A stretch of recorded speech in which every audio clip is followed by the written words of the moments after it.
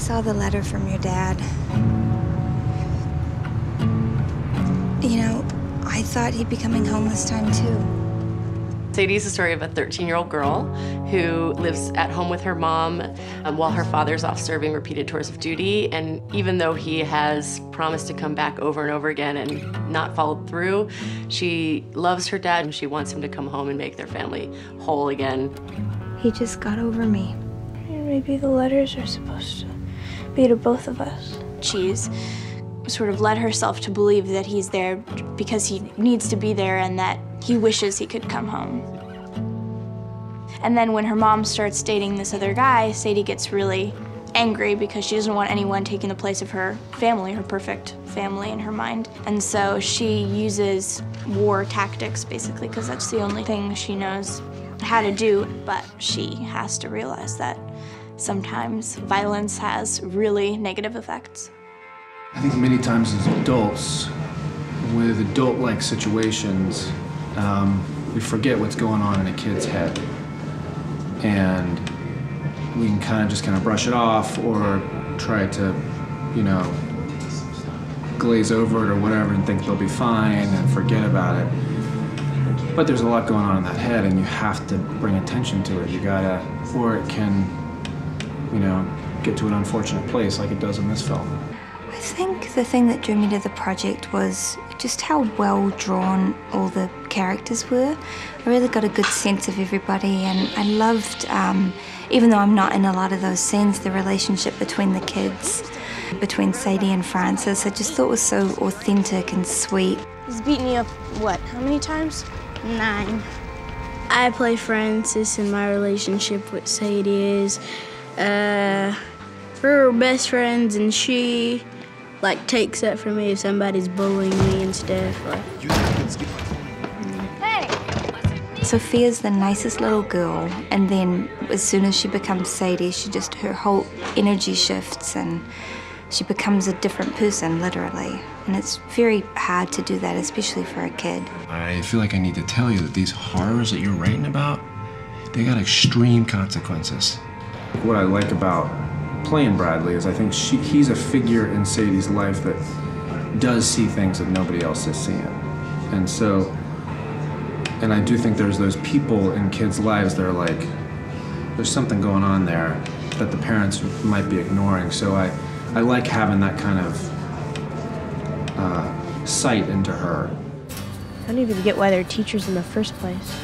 The Deke character is cool. There's kind of a moral compass to the movie, and Sadie checks in with him now and again. I keep it simpler.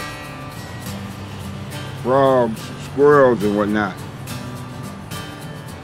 Men are tough. I give it a little more time before starting on them. He's kind of this gruff old retired guy that's kind of mean to his daughter but loves her. Kind of the overseer of the trailer park.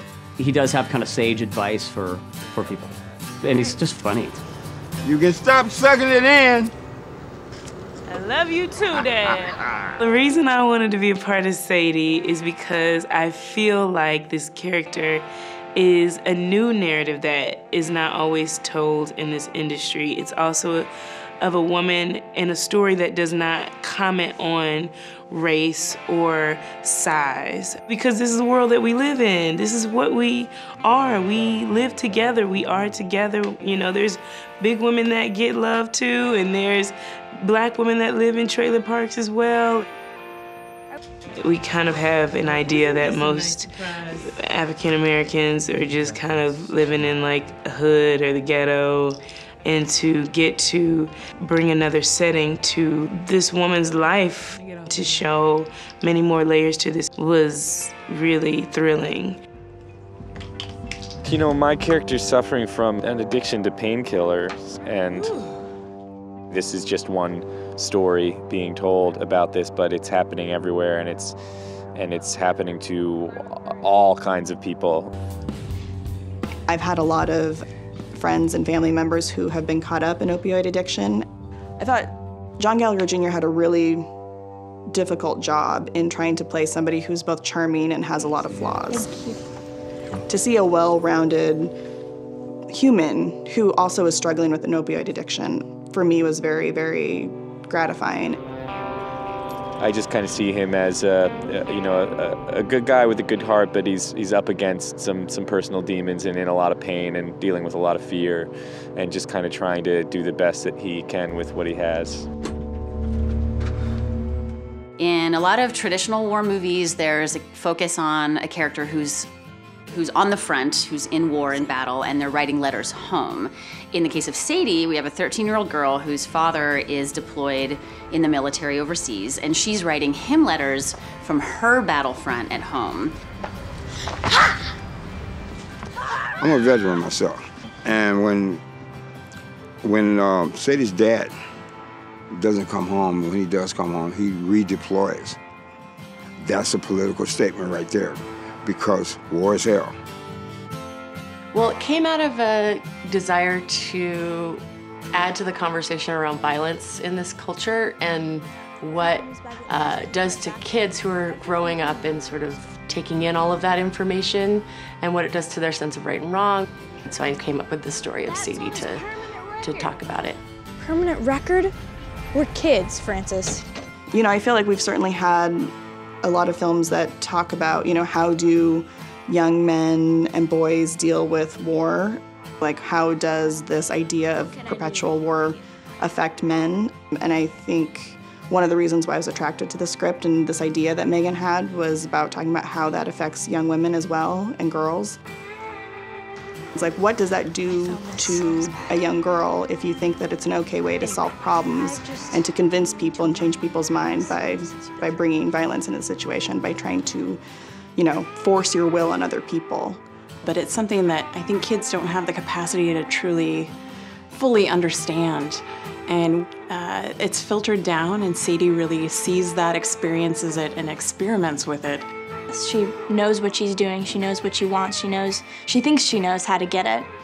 But the story is about her realizing that maybe the way she does things isn't the right way, always. Over the years as we've been making the project, it's only become, I think, more relevant in our current political times.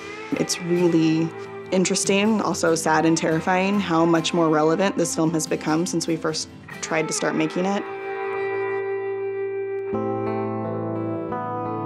Every film, I feel like, is a political film. It's not necessarily always a positive political takeaway or even an intentional political takeaway, but I think every film impacts its audience in some way. So if you can create something with intention and talk about human beings with empathy and sort of encourage your audience to approach characters with empathy, then that will translate into the world, and hopefully we can sort of deal with each other in general with a little bit more empathy, which would go a long way to solving some of the divisiveness that we're having in this country, I think. I think Megan's a force. She's a force. It's so funny working with her because she really thinks like an AD, she thinks like a director, and she thinks like a producer, sometimes all in the same moment. People have an immense amount of respect for her. I love Megan. It's really nice because she's very specific about what she wants, but she's not nitpicky, you know? So you feel like you have a lot of freedom, but you definitely know that she's getting what she wants, so it's the best of both worlds. Yeah. She just doesn't have an ego, she doesn't have attitude. To have a creative environment, you need to have that safety where nobody's walking on eggshells, so you can kind of do your best and you can be free to have ideas and stuff.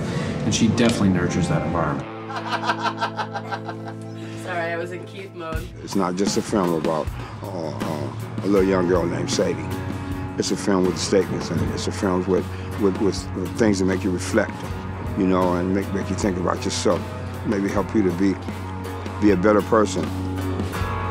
It's really a cool story about a young girl and her struggles dealing with her family and where she's growing up. It's a really well-written story, and I think people will gravitate towards her character, feel for her, and feel for the predicament that they're all in. You know, at the end of the day, I think it's a really beautiful film that deals with some of our larger societal problems, but in this very, you know, small, individualized, you know, personalized way that's authentic. I think that anybody who enjoys watching explorations of human relationships should go see this movie, because there's just so much in it. There's a mother-daughter relationship, a mother-son relationship, relationships between the kids.